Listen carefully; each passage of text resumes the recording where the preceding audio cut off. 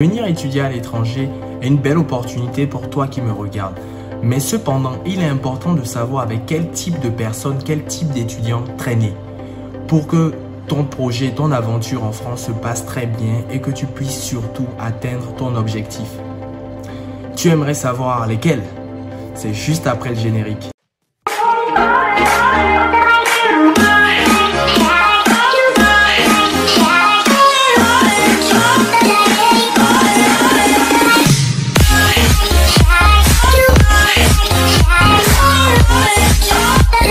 Salut à toi, moi c'est Christian de la chaîne EVF. À travers celle-ci, nous diffusons de nombreux contenus qui vont t'aider dans ton projet de mobilité d'études en France et surtout ton projet professionnel en France. Si tu es nouveau sur cette chaîne, n'hésite pas à t'abonner pour ne rien manquer de nos contenus. Nous sommes la résultante des 5 personnes avec lesquelles nous traînons les plus. De cette citation, tu conviendras avec moi qu'il est important que tu puisses traîner avec de bonnes personnes.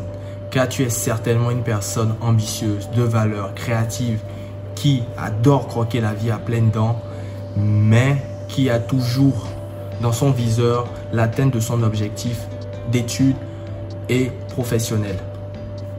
C'est pour ça, sans tarder, je vais te partager les 4 types de personnes, 4 types de profils avec lesquels tu ne devrais pas traîner. Sans plus tarder, le premier. On connaît tous ces étudiants qui adorent les fêtes, qui connaissent les bonnes adresses, qui adorent coller les petites, qui sont tout le temps dans le show, les fêtes et qui viennent parfois au cours le lendemain avec les yeux rouges ou sèchent même des cours.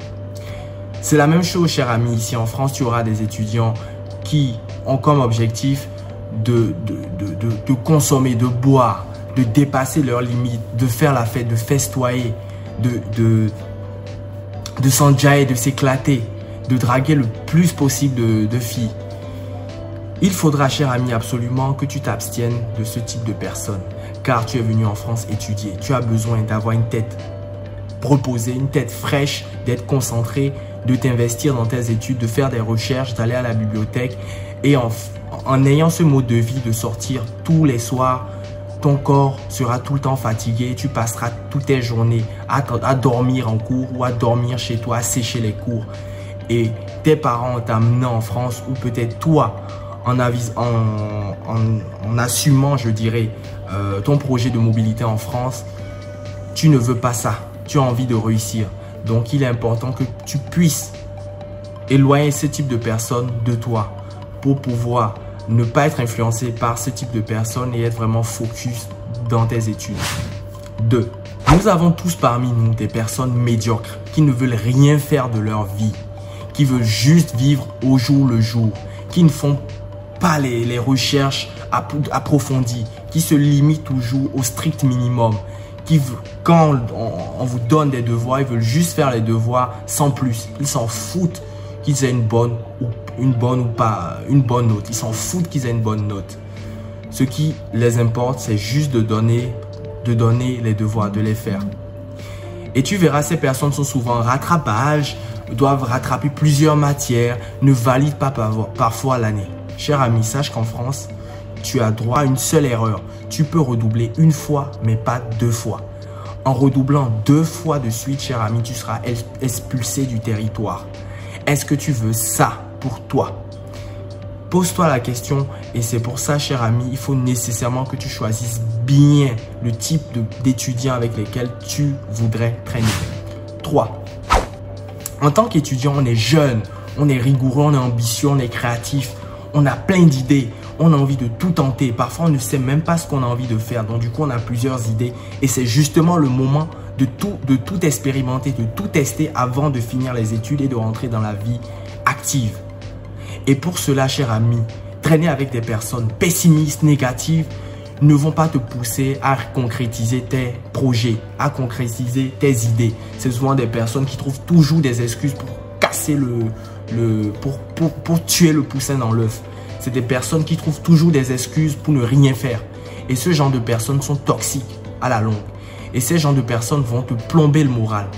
D'où l'importance de les éloigner loin de toi. C'est des personnes aussi, quand vous travaillez en groupe et tu proposes des idées, on pourrait aller interroger telle personne, on pourrait aller à telle bibliothèque, on pourrait aller faire telle expérience. Trouve toujours des excuses pour faire le moins possible et pour rester néant, médiocre.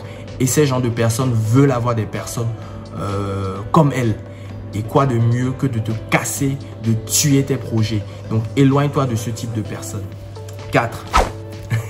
Je te vois venir. Tu te dis, mais comment? Pourquoi je dois m'éloigner de mes compatriotes? Oui, cher ami, en venant dans un nouvel environnement, tu mets à contribution tes idées, tes jugements. Tu confrontes justement tes points de vue.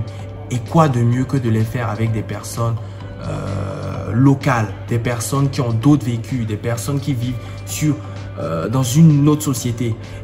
Et cela peut se faire qu'entraînant le moins possible avec tes compatriotes. Parce que entraînant avec les compatriotes, on a tendance à rester entre nous, à ne pas nous ouvrir aux autres.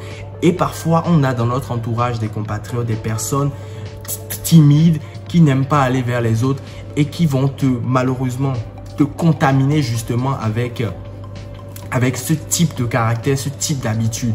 Et toi, tu es venu en France pour t'ouvrir, avoir des amis, t'enrichir, avoir de belles connaissances, de bons amis. Et cela passe nécessairement par la limitation des personnes de ton pays, de ton continent. Voici, cher ami, ce que je tenais à partager avec toi. J'espère que cette vidéo te sera utile. En attendant la prochaine vidéo, prends soin de toi et à très vite. Ciao.